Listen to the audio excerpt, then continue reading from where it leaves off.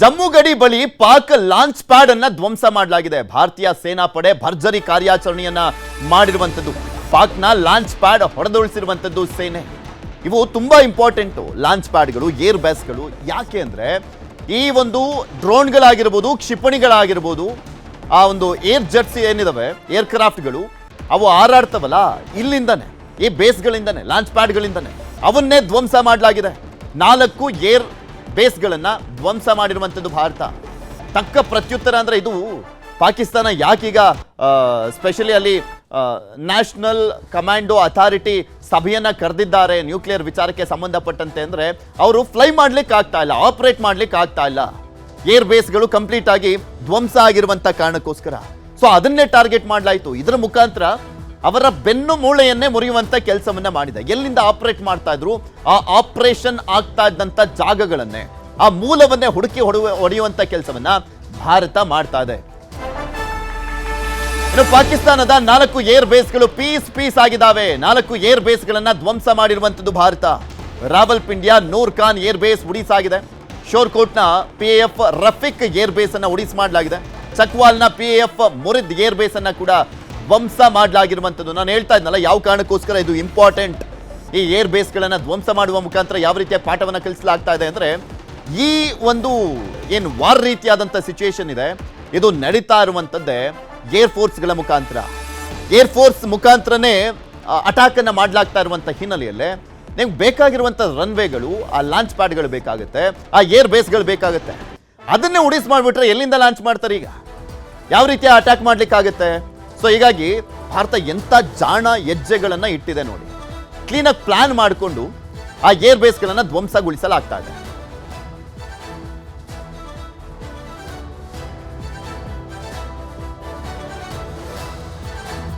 ಇನ್ನು 4 ಏರ್ ಬೇಸ್ಗಳನ್ನ ಉಡಿಸ್ ಮಾಡಲಾಗಿದೆಯಲ್ಲ, ಧ್ವಂಸ ಮಾಡಲಾಗಿದೆಯಲ್ಲ, ಅದು ಯಾವ ಕಾರಣಕ್ಕೆ ತುಂಬಾ ಇಂಪಾರ್ಟೆಂಟ್ ಅನ್ನುವಂಥದ್ದು ನಾನು ಹೇಳೋದಕ್ಕಿಂತ ಗಣೇಶ್ ರವಿಕುಮಾರ್ ಸರ್ ಹೇಳಿದ್ರೆ ಅದಕ್ಕೊಂದು ವ್ಯಾಲ್ಯೂ, ಅದಕ್ಕೊಂದು ಅರ್ಥ ಬರುತ್ತೆ. ಸರ್ 4 ಏರ್ ಬೇಸ್ಗಳನ್ನು ಹೊಡೆದಾಕಲಾಗಿರುವಂಥದ್ದು. ನೂರ್ ಖಾನ್ ಏರ್ ಬೇಸ್, ಚಕ್ವಾಲ, ರಾವಲ್ಪಿಂಡಿಯಲ್ಲಿ ಇರುವಂಥದ್ದು. ಇದ್ರ ಬಗ್ಗೆ ಹೇಳೋದಾದ್ರೆ ಸರ್, ಏರ್ ಬೇಸ್ ಎಷ್ಟು ಇಂಪಾರ್ಟೆಂಟ್ ಅಂತ ನೋಡೋದಾದ್ರೆ, ಇದು ನಾವು ಮಾಡಿದ್ದು ನೋಡಿದರೆ ಫಸ್ಟ್ ನಾವು ಇದು ಮಾಡಿದಾಗ, ಅಟ್ಯಾಕ್ ಮಾಡಿದಾಗ ನಾವು ಈ ಮಿಲಿಟರಿ ಅಸೆಟ್ಸನ್ನು ಅಟ್ಯಾಕ್ ಮಾಡಿರಲಿಲ್ಲ. ಹೌದು, ನಾವು ಮಾಡಿದ್ದು ಬರೀ ಟೆರರಿಸ್ಟ್ಸ್ ಇರೋ ಜಾಗ, ಅವರು ಟ್ರೈನಿಂಗ್ ಸೆಂಟರ್ಸು ಮತ್ತು ಗ್ರೂಮಿಂಗ್ ಪ್ಲೇಸಸ್ ಮಾತ್ರ ನಾವು ಮಾಡಿದ್ದು. ಅದಾದಮೇಲೆ they have attacked our civilian population or tried to attack our civilian population. ಅದಕ್ಕೆ ಕೌಂಟರ್ ಆಗಿ ನಾವು ಮಾಡಿರೋದು ಇದು close to the military air basis.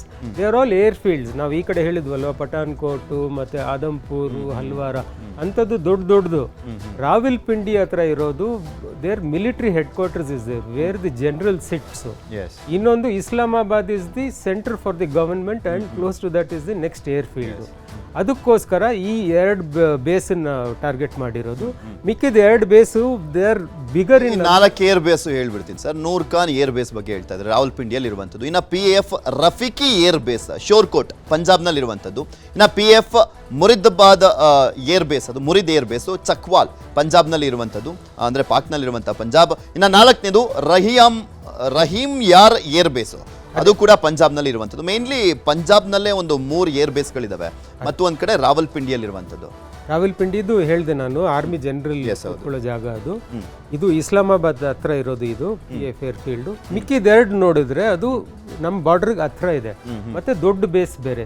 ನಾವು ಈಗ ಮಾಡಿರೋ ಅಟ್ಯಾಕ್ ಅಲ್ಲ ಏನು, we have not cross to there air space and done the attack. ನಮ್ಮ air assets all have been within our air space and done that. So first thing what you can do is which is closest to you. ನಿಮ್ಮ ಹತ್ರ ಇರೋ ಬೇಸನ್ನು damage ಮಾಡ್ಬೋದು. ಇವೆಲ್ಲ ದೊಡ್ಡ base ಹತ್ರ ಇರೋದು ಇದನ್ನ.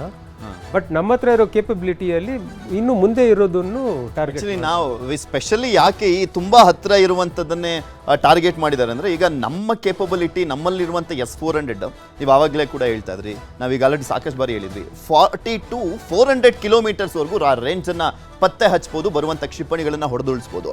ಆದರೆ ಅವ್ರ ಹತ್ರ ಇರುವಂಥ HQ-9 ಏನಿದೆ ಅದರ ರೇಂಜ್ ಐಡೆಂಟಿಫೈ ಮಾಡುವಂಥ ರೇಂಜ್ 160 ಕಿಲೋಮೀಟರ್ಸ್ ಅಷ್ಟೇ ಇರುವಂಥ ಕಾರಣಕ್ಕೋಸ್ಕರ ನಮಗೆ ವಿತಿನ್ ದಿಸ್ ಏರ್ ಬೇಸ್ಗಳನ್ನು ಹೊಡೆದಾಕಿದ್ರೆ ಸಾಕು ಅಂತ ಕಾಣಿಸುತ್ತೆ. ಇನ್ನು ಅವ್ರ ಹತ್ರ ಇಸ್ಲಾಮಾಬಾದಲ್ಲಿರಲಿ, ಅದಕ್ಕೂ ಇನ್ನೂ ಹಿಂದೆ ಒಂದು 300 ಕಿಲೋಮೀಟರ್ಸ್ ಎಲ್ಲ ದೂರ ಇದ್ರೆ ಅವರು ಐಡೆಂಟಿಫೈ ಮಾಡಲಿಕ್ಕೆ ಆಗೋದಿಲ್ಲ, ಕ್ಷಿಪಣಿಗಳನ್ನೇ ಆರಿಸಲಿಕ್ಕೆ ಆಗೋದಿಲ್ಲ. ಅದಕ್ಕೆ ಒಂದು ಮೇನ್ ರೀಸನ್ ಇರ್ಬೋದಾ? ಮೇನ್ ರೀಸನ್ ಅದೊಂದಿದೆ. ಇನ್ನೊಂದು ಅವ್ರು ಏರ್ ಸ್ಪೇಸ್ ಅಲ್ಲಿ ಒಳಗಡೆ ಹೋಗದೆ ನಾವು ಮಾಡ್ತಾ ಇರೋ ಕೆಲಸ. ಅದನ್ನ ಮಾಡ್ಬೇಕಂದ್ರೆ you might have to cross the border. So ಅದನ್ನ ಮಾಡಿಲ್ಲ ನಾವು ಇದುವರೆಗೂ. What we are telling the international parties also is within our space, ನಮ್ಮ ಮನೆ ಒಳಗಡೆ ಇದ್ಕೊಂಡು ನಾವು ಇದನ್ನ ಅವ್ರ ಟೆರರಿಸ್ಟ್ ಬೇಸ್ ನೋಡಿತಾ ಇರೋದು. ಅವ್ರು ನಮ್ಮ ಸಿವಿಲಿಯನ್ ಅಸೆಟ್ನೆಲ್ಲ ಡ್ಯಾಮೇಜ್ ಮಾಡಿದ್ದಕ್ಕೆ ನಾವು we are going the next step, ಅವ್ರ ಮಿಲಿಟರಿ ಅಸೆಟ್ ನೋಡಿದ್ದೀವಿ. ನಮ್ಮ ಜಾಗದಿಂದ ಇದ್ಕೊಂಡು ನಾವು ಮಾಡ್ತಾ ಇರೋದು. ಇಲ್ಲಿ ಇದ್ಕೊಂಡು ಎಷ್ಟು ಮಾಡುವಾಗ ಅಲ್ಲಿ ಹೋದ್ರೆ ಎಷ್ಟು ಮಾಡ್ಬೋದು ಅಲ್ಲ, ಆ ಕಾರಣಕ್ಕೇನೆ ಸಾಕಷ್ಟು ಬಾರಿ ಎಚ್ಚರಿಕೆ ಕೊಡ್ತಾ ಇದೆ ಭಾರತ. ಒಂದು ಮೆಸೇಜ್ಗಳಂದ್ರೆ ಸುಮ್ಮನೆ ಇಲ್ಲಿ ಕ್ಷಿಪಣಿಗಳ ಮಿಸೈಲ್ಸ್ಗಳನ್ನು ಆರಿಸ್ತಾ ಇಲ್ಲ. ಯಾಕೆ ಉಗ್ರರ ಬೇಸ್ ಮೇಲೆ ಇಸ್ಲಾಮಾಬಾದ್ವರೆಗೂ ಟಚ್ ಮಾಡಿದ್ದೀವಿ ಅಂದರೆ ನಾವು ಇಲ್ಲಿ LOC ಕ್ರಾಸ್